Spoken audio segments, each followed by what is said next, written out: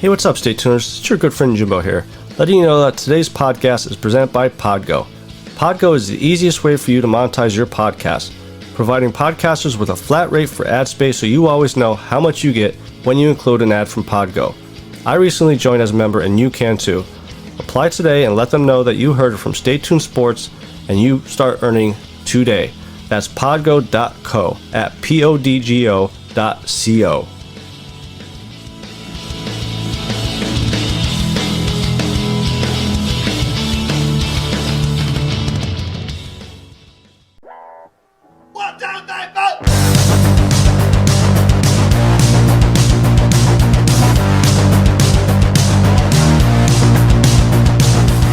Heard the rest.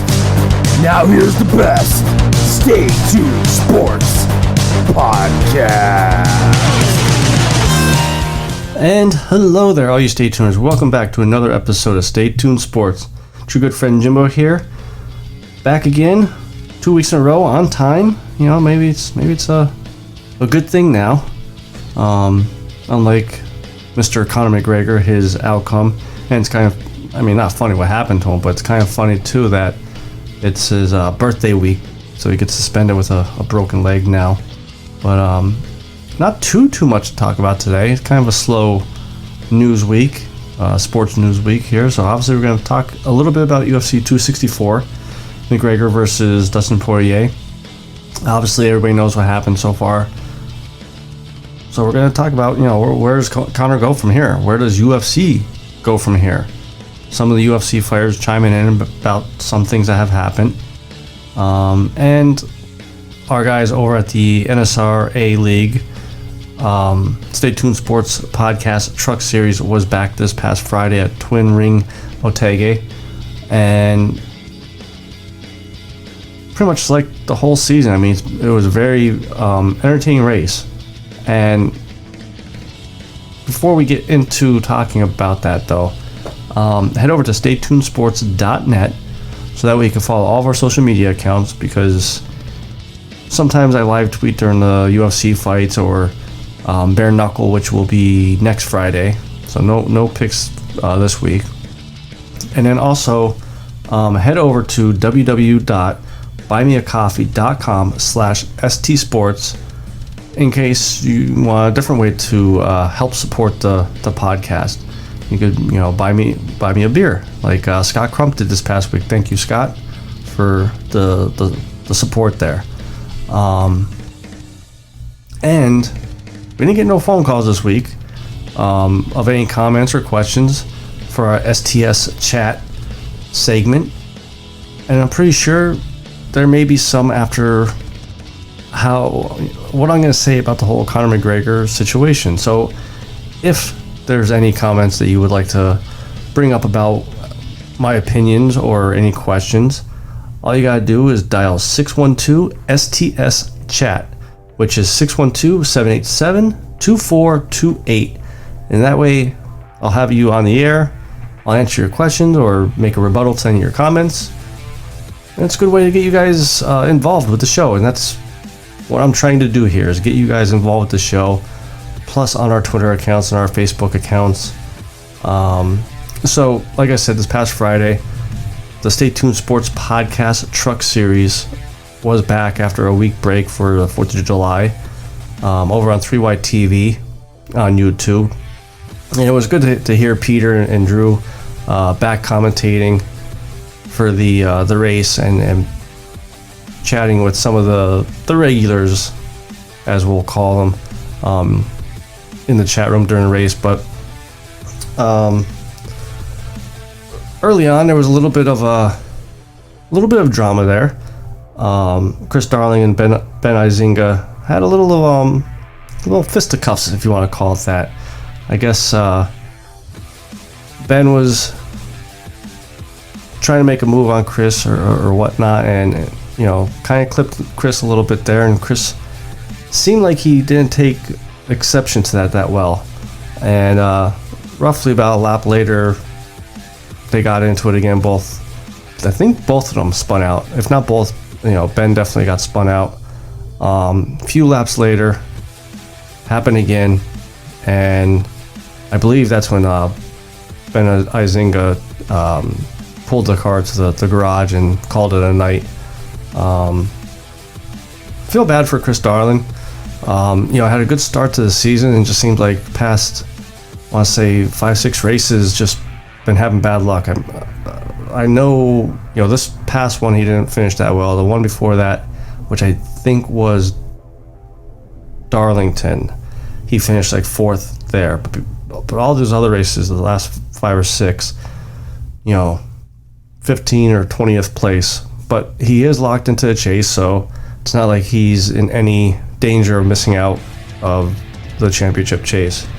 But Andrew Himmelman, sorry about that, Andrew,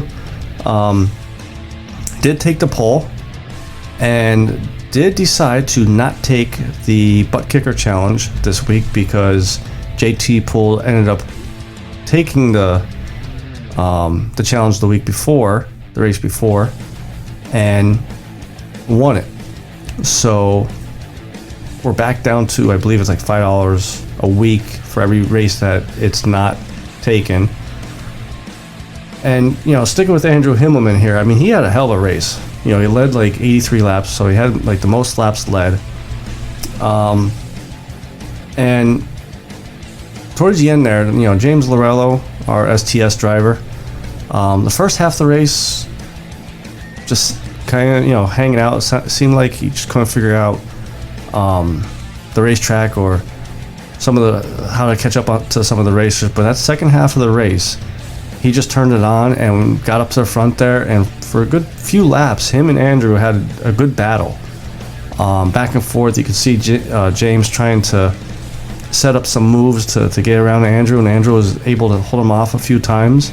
But then unfortunately, towards the end of the race there, with just a few laps to go, I believe it was like 17 or 18 laps left to go, he was coming out of the one turn and just slid up the track there and hit the wall, and James was able to actually win the race. So this was his second win on the season for the STS Sports truck this season. And even after Andrew hit the wall, just touch on giving Mitchell Adams a little bit of a shout out here. Even he came on strong at the end there with towards the end, and it helped him also because there was a caution with about 14-15 laps to go, so obviously he was able to reset the lines and everything. But unfortunately, like I said, James was able to hold him off. But it was a nice race for Mitchell. I felt bad for Andrew. Like I said, a hell of a race there. Going up against James and things like that. But this week, I think we're at Daytona. I forgot to write that one down. I think it's Daytona. So obviously, you can keep the eye out for the big one, as they would call it. And this is the last race before the chase. So this race here is going to decide it all. There's, I believe, 2 spots still open to be claimed to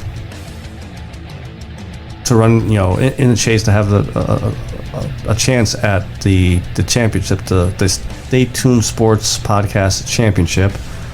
And which brings me to my 3 racers to watch this week. First one is actually one I had from last week, Jeff Price. And it was kind of interesting because at the time, I believe he was like 40 or 50 points out of the last spot. And I said he would need a really good finish these next 2 races and a little help from those guys that are in the 9 and 10 spot to be able to jump back up in there and secure a spot in the chase. Well, that's exactly what happened last Friday. He was able to come in, I believe it was like 3rd. I think it was 3rd. So he gained a lot of points, and now he is only 1 point out of the final spot of the chase.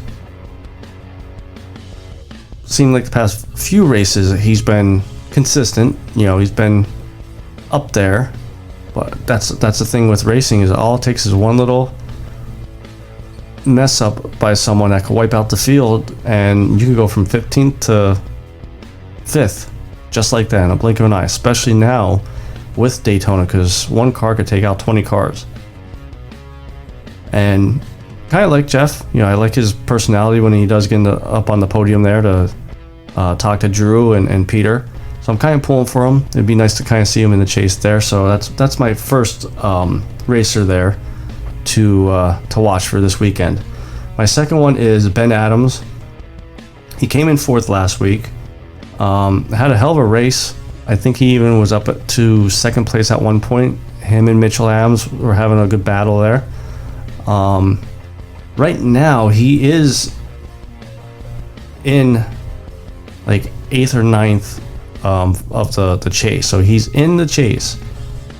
Just needs to lock it up now. He's been in the top 10s a lot this year. I mean, the majority of the races he's been in the top 10s. And, if he just gets a top 10, I can't see how he would lose a spot, in the chase. So I think he's pretty set as long as he has a decent finish here. If he gets another top 10, can't argue that he won't be in the chase. Then the last one is Chris Darling. Yes, he's locked in the chase. You're probably like, Jimbo, well, why do you have Chris Darling? He's locked in the chase there. He's got a spot secure because he has a win. It's one thing to have a win and be secured to go in this chase, but you need some momentum heading into this. And unfortunately, like I said earlier, that's not what Chris has had past few weeks. And I think this week will be the week that he is able to break out of that little funk and get some momentum going into the championship chase here. Other than that, like I said, it should be a hell of a race. It's been an awesome season so far. As a fan, not really one bad race I could think of on top of my head. So definitely you guys should tune in Friday night, 9 o'clock, over on 3Y TV on YouTube. And make sure you guys follow these guys in the Stay Tuned Sports podcast truck series. So this next segment is our Combat Corner, which is sponsored by Bet Angles, live scores, odds, and the best expert picks every day. Start winning today at betangles.com. UFC 264 was this last weekend, and a lot of entertainment, some controversy with, guess who? Herb Dean. And I'm gonna kick the segment off talking about this before we get into the whole Conor thing. So, kicking off the card, it was Sugar Sean O'Malley versus Chris Moutinho. Now, Chris, this was his UFC debut, and he took it on like a week and a half notice. Okay.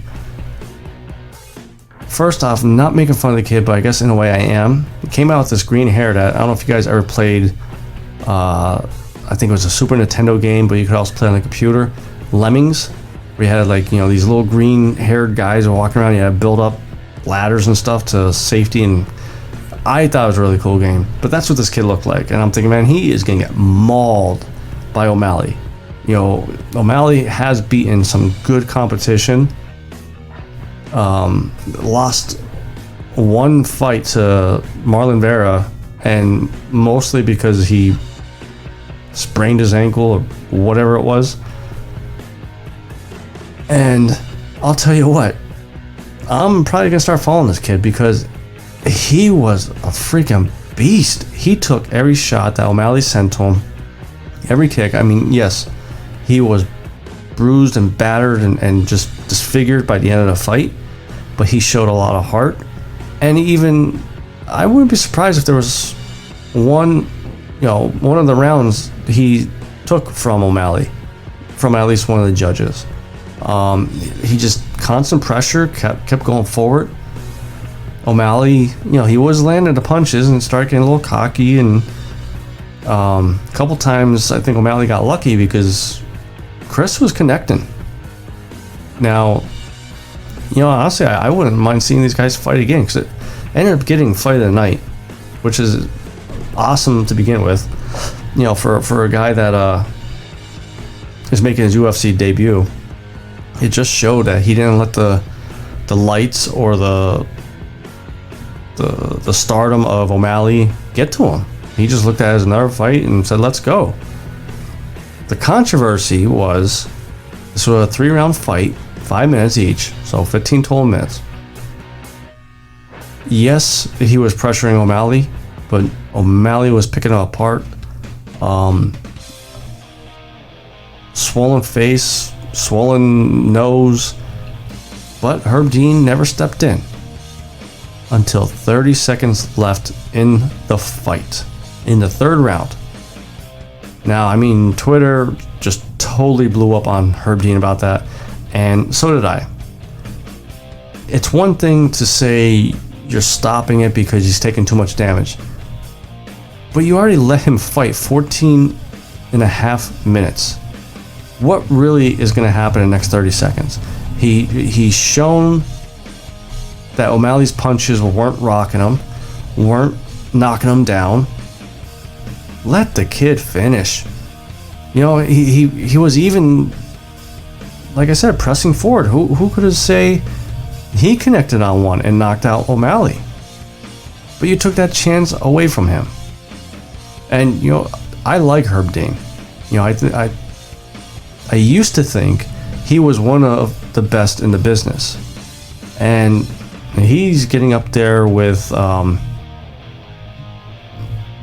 one ref from a few years ago that hasn't refed in a few years because he started to have some bad decisions. I think the fighting commissions should start looking into this and maybe give Herb Dean like a little break. Maybe maybe he needs to get his batteries recharged or get his head cleared or something like that. But man, you let the kid fight 14 and a half minutes out of 15 minutes, and then you decide to say, nope, you're good, you're done. Come on, man. But Chris Montino, I'm definitely gonna keep an eye out for him. And hopefully, UFC gives him another fight, gives him another chance. I hope this wasn't just a one and done type deal. I'm not sure what Dana White said at his press conference. I didn't get a chance to see that one. But I'm sure Dana had some good praises for him if he ended up giving both of those guys the Fight of the Night award. The other fight that made me happy was the Greg Hardy Tai Tuivasa fight. Now, even though I took Greg Hardy last week as the one to win, I thought maybe he'd be quicker. Tai was the more powerful one, knocked him out, and it was so nice to see him just get pummeled. And I'm hoping the UFC now just ends this whole Greg Hardy experiment, because it seems like every fight he's been in, there's some type of issue. A few fights ago, he had the thing for his asthma, his inhaler. A couple fights earlier, there was another issue. Like, it just seemed like there's always some type of issue, and now it's showing that he can't beat top competition. I don't know if Hardy thought he could just punch his way through people like he did to his ex-girlfriend at the time. I know, proven until, not guilty till proven whatever. But he's not good, and now he wants to go to boxing, and on top of that, he was talking shit to Derek Lewis. Dude, Derek Lewis would punch a hole right through your face. But that was nice to see Greg Hardy lose again. So moving on to the main topic of UFC 264. Conor McGregor versus Dustin Poirier. Obviously, if you've been living underneath a rock, Conor McGregor broke his leg with just seconds left in the first round. I've been seeing comments from both fan bases, some saying, fight was over anyways, Dustin was dominating. Conor just needed another, second round to make small adjustments and he would have been able to pull out the win. Here's my opinion. Conor had a good start, and it wasn't dominant, but it was a good start. I think he was connecting and had the advantage slightly in the stand-up. But the one time Conor tried to take Dustin down to the ground, had him in a guillotine, which I thought he had him. He had it pretty close. But Dustin was able to get his head out and just pummeled him. Conor was able to land some shots, but definitely Dustin was more dominant on the ground than he was standing up. Then at the end of the first round there, Conor went to set his foot to throw a punch and leg just broke. It was basically Anderson Silva, not as bad, but that bad looking. Bell rang. Doctor ended up stopping it, obviously. So no second round. Dustin Poirier wins the fight, and now we'll fight Charles Oliveira sometime later this year. The antics weren't over between the two. Conor sitting there, Joe Rogan. Take a little sidestep here. I wish they wouldn't interview people when, Conor broke his leg. Don't interview him. When there's a nasty knockout, don't interview him because they don't know what's going on yet. Like Conor, he was, I'd be one of it. Pure adrenaline was still running, and he was spitting off just